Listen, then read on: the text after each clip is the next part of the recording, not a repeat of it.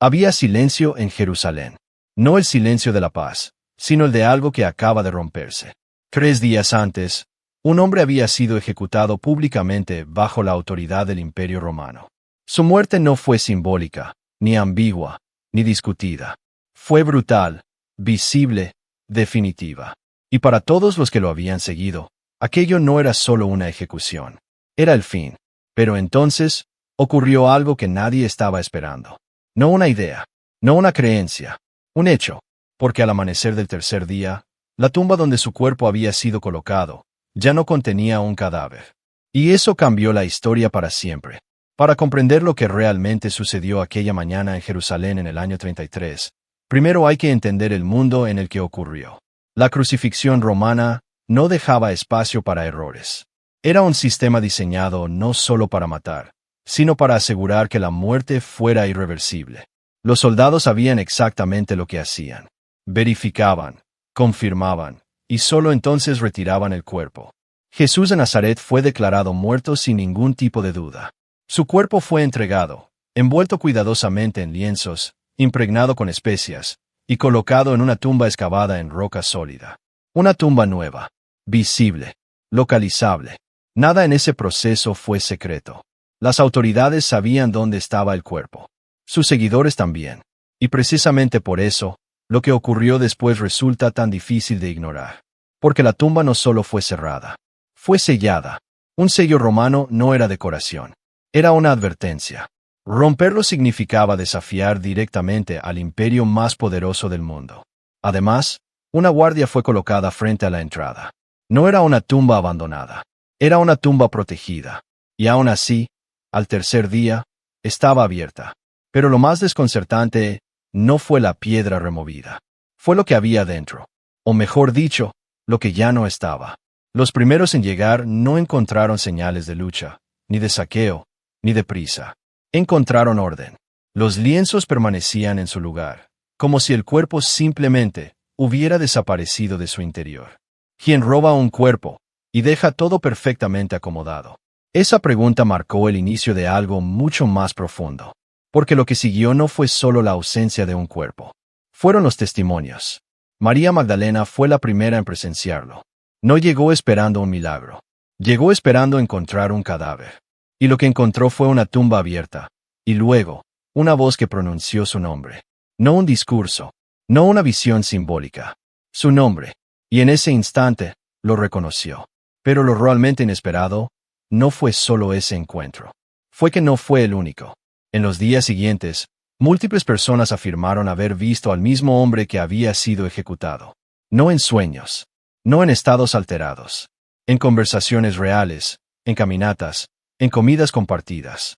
Grupos enteros afirmaron haber estado con él. Esto plantea una tensión imposible de ignorar.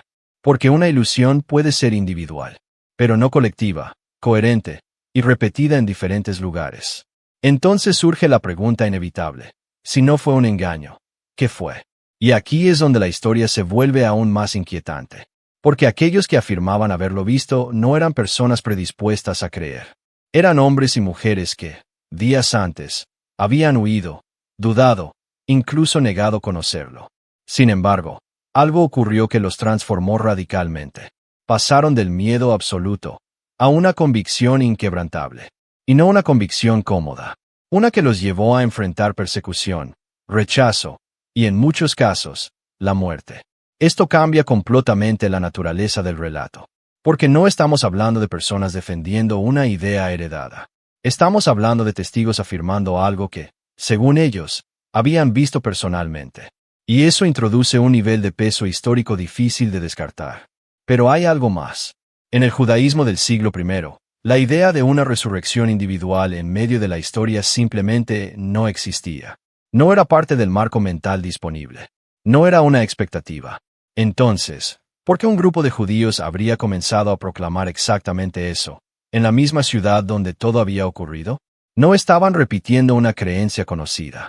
Estaban introduciendo algo completamente nuevo. Y ese tipo de ruptura solo ocurre cuando la realidad obliga a cambiar el marco, no cuando alguien inventa una historia. Las consecuencias de este evento fueron inmediatas. En cuestión de semanas, Jerusalén, El mismo lugar donde Jesús había sido ejecutado, se convirtió en el epicentro de un movimiento que proclamaba su resurrección públicamente. Las autoridades tenían todo el poder para detenerlo. Solo necesitaban una cosa, el cuerpo, pero nunca apareció. Y en ausencia de ese cuerpo, el mensaje continuó expandiéndose. No como una filosofía, no como una ideología, como un hecho proclamado. Con el paso del tiempo, ese acontecimiento no solo transformó a individuos, transformó prácticas, creencias, estructuras enteras de pensamiento. El día de descanso cambió. La forma de entender la muerte cambió. Incluso la percepción del cuerpo humano cambió. Todo girando alrededor de una sola afirmación, que un hombre ejecutado públicamente había vuelto a la vida. Y aquí es donde todo converge. Porque si eso no ocurrió, entonces la historia del cristianismo se construyó sobre un error inexplicable. Pero si ocurrió, entonces no estamos simplemente ante un evento del pasado. Estamos ante una ruptura en la propia estructura de la realidad. Una en la que la muerte dejó de ser el final definitivo. 2000 años después, la pregunta sigue siendo la misma. No ha desaparecido. No ha perdido fuerza. Sigue esperando una respuesta. ¿Qué ocurrió realmente aquella mañana en Jerusalén? Porque dependiendo de cómo respondas a esa pregunta, cambia todo. Si este tipo de análisis te interesa, suscríbete. Aquí no exploramos historias superficiales. Exploramos los eventos que redefinieron la historia.